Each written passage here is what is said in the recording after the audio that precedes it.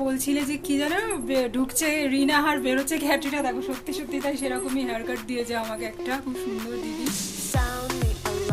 স্পটে চলে এসেছি তোমরা।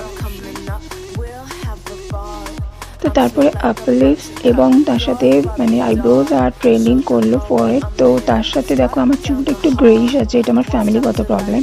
আমাদের বাড়িতে ছোটো বাচ্চাদের থেকে সবারই একটু চুলটা গ্রেইশ, তো আমার ট্রিটমেন্ট চলছে, এখন একটু কমেছে। তো যাই হোক, আর তারপরে দেখো ছোটো বড়ির আইব্রোজটা খুব সুন্দর করে করলো। বড়ির আইব্রোটা বড় সুন্দর হয়েছে, নিখুঁত একদম, দেখেছো? তো তোমরাও আসতে পারো বিউটি স্পটে।